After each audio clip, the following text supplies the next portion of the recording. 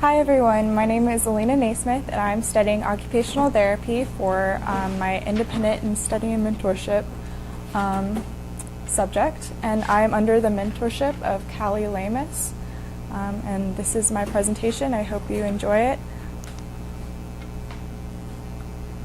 My quote is, "The future belongs to those who believe in the beauty of their dreams," by Eleanor Roosevelt. This means a lot to me just because you have to strive to do your best at all times, and whoever invests in their future are the people who are going to succeed. I feel like we are all doing this right now as I speak. We're coming up with new ideas that can help everyone in the future with our original work and final product. And at the same time, we're learning more about ourselves so that we can go into something that means a lot to us and that we can enjoy for the rest of our lives if we're lucky. A little bit about me. I was born and raised in Sarasota, Florida. It's a small town. The average age is 55, so it's a little bit different than Frisco. Here there's a lot more students, so we also have a lot more opportunity, which is awesome. I'm the editor-in-chief of the yearbook, and that is very stressful at this moment actually, because we have one more month until we have to turn it in completely. So it's very stressful right now. It's been very humbling to be one of the editor-in-chiefs, just because it has brought me new opportunities. I am able to we have about 30 kids in yearbook at this point, and I just have the opportunity to be kind of like someone they look up to and help them with whatever they need, not only in yearbook but also their life situation. So that's awesome. I am also a semi-professional photographer. Those are some of the first pictures I took with my first DSLR camera, and I think I was in about 8th grade when I got it.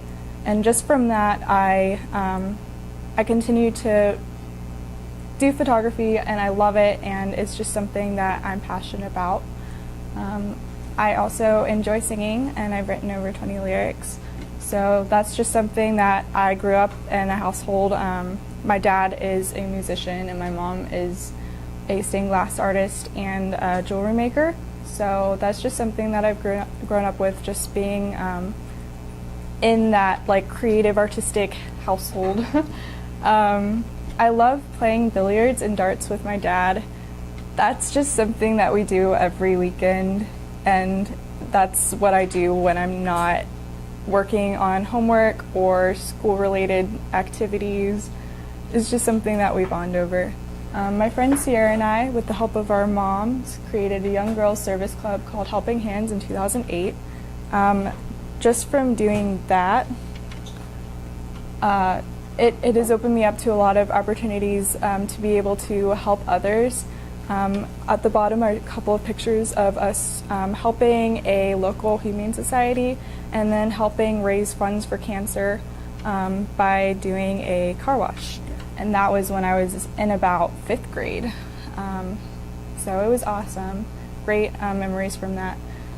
Also, I adore helping others and volunteering. That kind of opened me up to it, and I've been doing it ever since with humane societies and HOSA I'm involved with, so a lot of medical related work.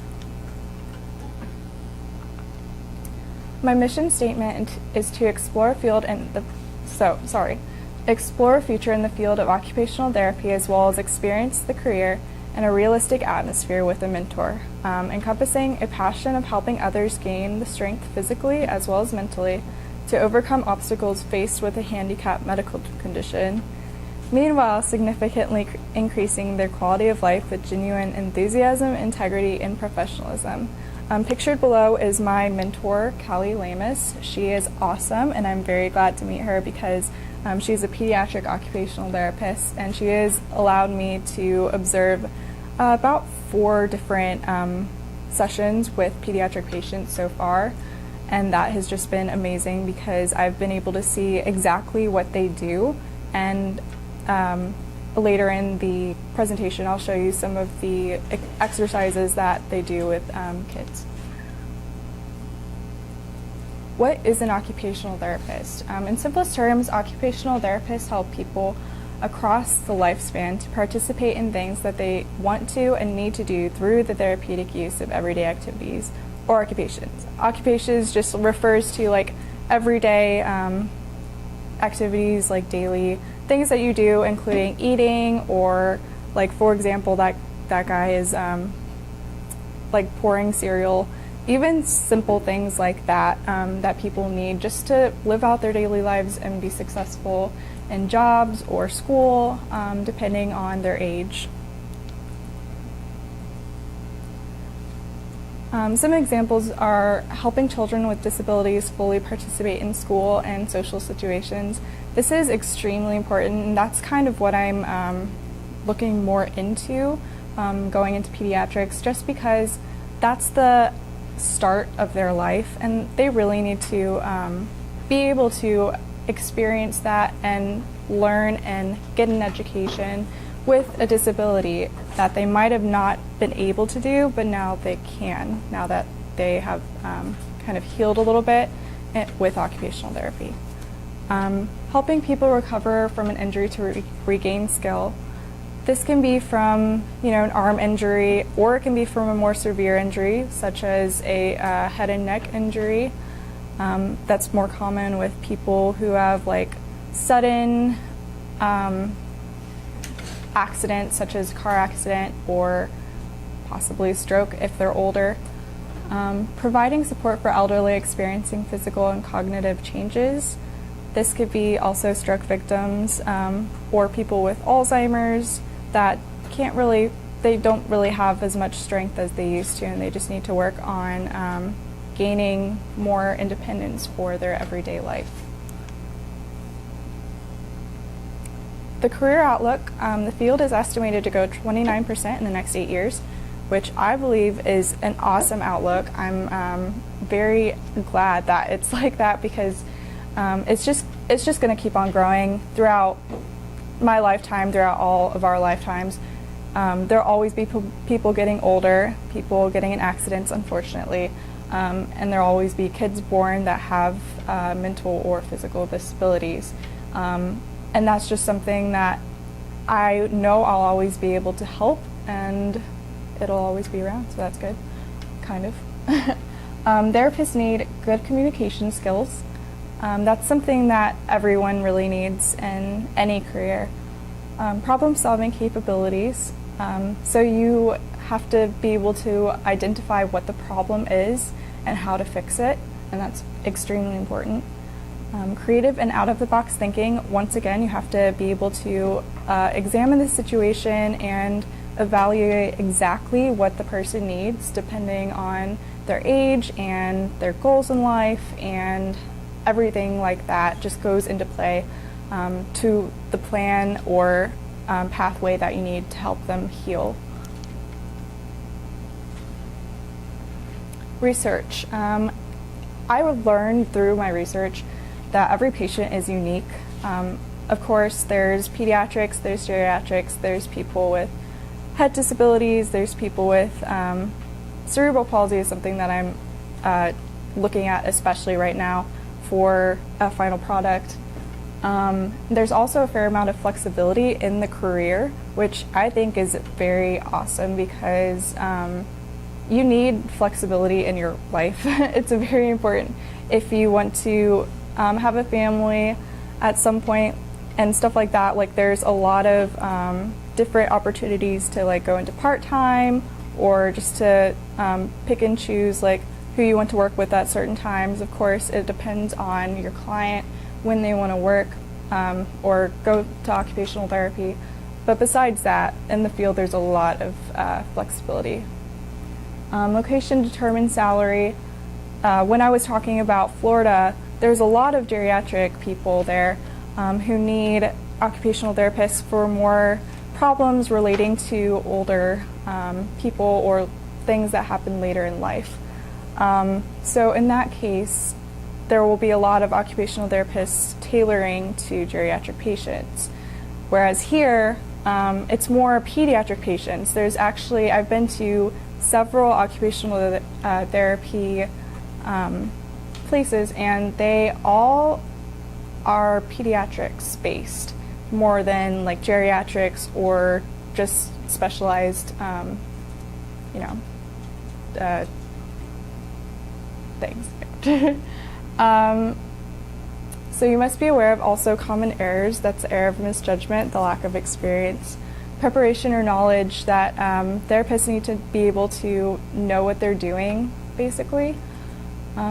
Difference between OT and PT. Occupational therapy refers to occupations or helping them do everyday activities, whereas PT is just more working on certain areas of the body that have been damaged or have a disability, such as your elbow. If you have a tennis elbow or something like that, you just need help working that out and relieving the stress there.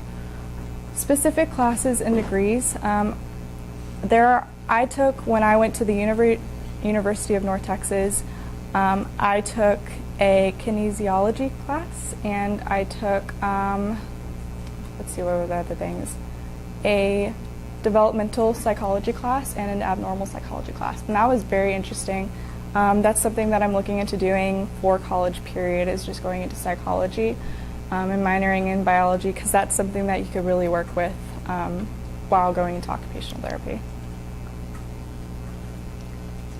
Interviews. The first person I interviewed owned a therapy business, so I thought that was interesting. Never really thought of owning a business like that, but she said it was a very stressful yet rewarding experience, so that would be something that I could look into as I grow in the occupational therapy realm. OTs give tests for measuring different senses. One test could be for motor proficiency, the other one could be for visual, and then the other one could be for general senses. All of these just measure where the patient stands and how occupational therapists can help them in healing with their certain disability or disease. And I observed a real pediatric session with Callie Lamus, who was my mentor, and that was my second interview, and it was very interesting because I got to stay for 2 hours rather than 20 minutes. And that was just kind of a step into the whole world of occupational therapy. That's what kind of got me really, really psyched about doing it.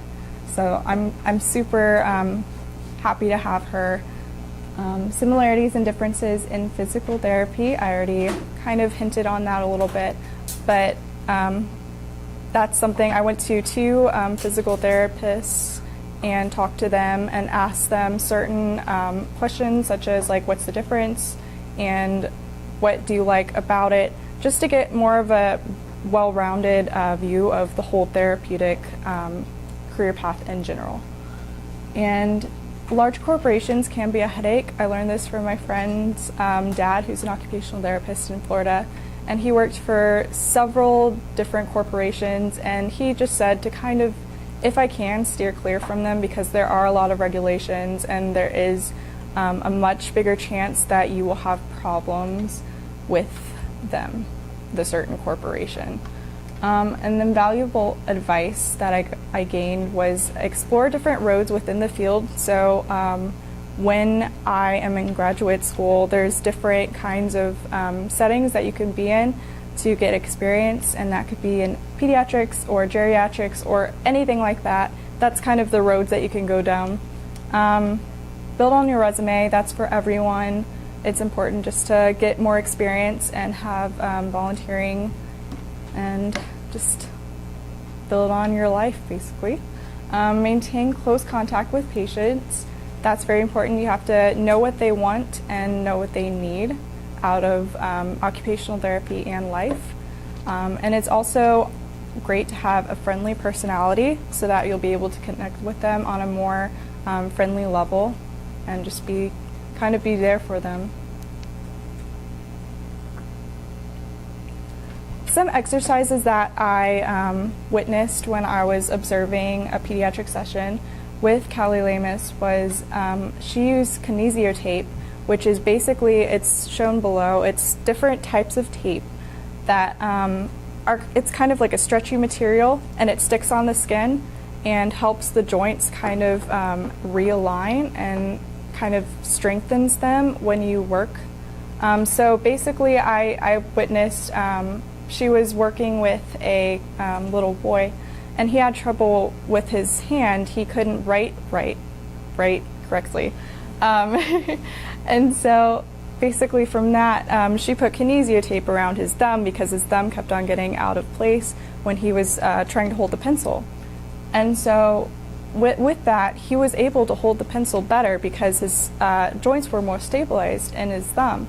And I thought that was very interesting. It's something that I might look into with what I'm doing for my final product, which is inventing some kind of way to help either cerebral palsy kids or autistic kids, I haven't really decided yet, just help them out with anything relating to occupational therapy. I'm not exactly sure what yet, but that's just something that is very intriguing to me. Balance beam ball. This could be a balance beam that is just set on the floor. It's kind of foam material, and a child can hold a ball in their hand, like a 2-pound weight or 3-pound weight, and just walk with it. That's helping their balance, helping them gain coordination. And the balance ball, which is pictured above, is kind of like one of those yoga balls, except it's kind of a half thing, and it's on like a little, like, I guess, plastic part that sits on the floor. And so a child can stand on it and hold on to either like a rope holding down, or it just helps them with balance once again. Same as the balance beam, except a little bit different. They have to maintain their left to right balance and just kind of be centered. Handwriting practice, like I said, there was kinesio tape that she put around the thumb that helped the kid write better. And so that's really important within occupational therapy because children have to be able to write. They have to be able to hold something right, and that will enable them to succeed in school. My original work, the whole idea behind my original work was to create an accurate way to identify short-term and long-term goals for individuals first entering occupational therapy. I asked Callie about this, and she said that they kind of came up with a few things before starting occupational therapy, a few things that either the parents or child would like to work on that could be related to handwriting or just school, getting in certain social situations, things like that, or just balance. And so I came up with a way to kind of evaluate where the child or anyone of any age can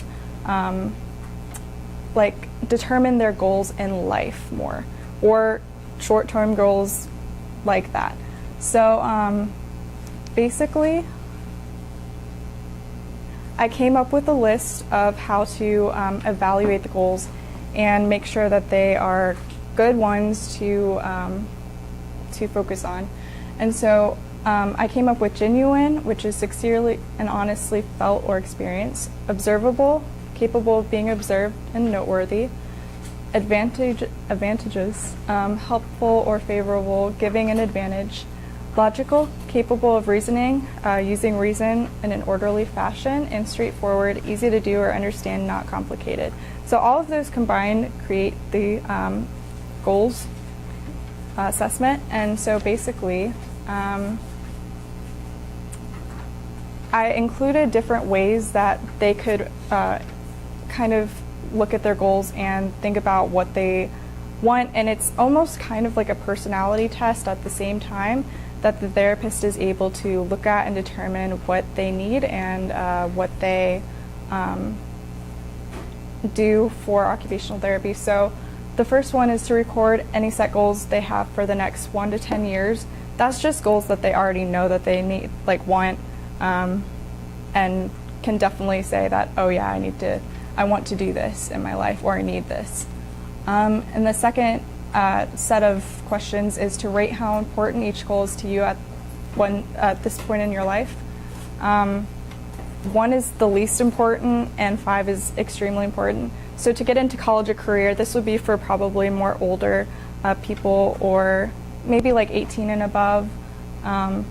Or if you want to get into college as a, say a student with Down syndrome wants to get into college, they would work on skills that they need to succeed in college and beyond. And to be able to successfully live alone, that could be for an older person, just wanting to be able to move around like they need to inside of a home and not have to resort to going to a retirement home or healthcare. Either or, circle with adjective describes you more. So extrovert or introvert, you can kind of tell, like, you know really what you are. If you're more shy or if you're more outgoing, they could put that down, and then the therapist can kind of look at that and see what if they need to work on like certain social situations, or just if they're fine with it. Optimistic or pessimistic, that can kind of show if they are if they get into some kind of challenge within the therapy, if they're going to be kind of like, oh, I'm not going to be able to do this, like this is just worthless, or if they're just an optimistic person and just looking towards the future, that'll kind of just gauge what the therapist will work on with the person. True or false, circle T true, N neutral, or F false to each question. People can answer this like, I can get upset if things don't go my way. I would put down probably false for most of the time, but that could just be something that the therapist looks at and can kind of tell if they need to work on certain like emotional situations, if they don't get what they want out of therapy, if they'll be upset or if they just will give up. And then the short answer is to give 1 or 2 sentences per question. There's about 4 questions per essay or per exam, and one of them is, what are some of your hobbies or interests? So that can like be something that they work on to where they can do their hobbies and not have to worry about if they can or not, basically. Because every patient is different in personality and reason, there's no exact answer to their lifetime goals. However, the therapist would be trained to analyze the information and trace it back to general goals that the person may have. From that, they categorize them into smaller, more achievable goals within a certain amount of time, to which the patient and therapist can work towards within occupational therapy. That's it. Thank you for listening. I hope you enjoyed my presentation, and I hope that you guys have a great day. And that's it. Thank you.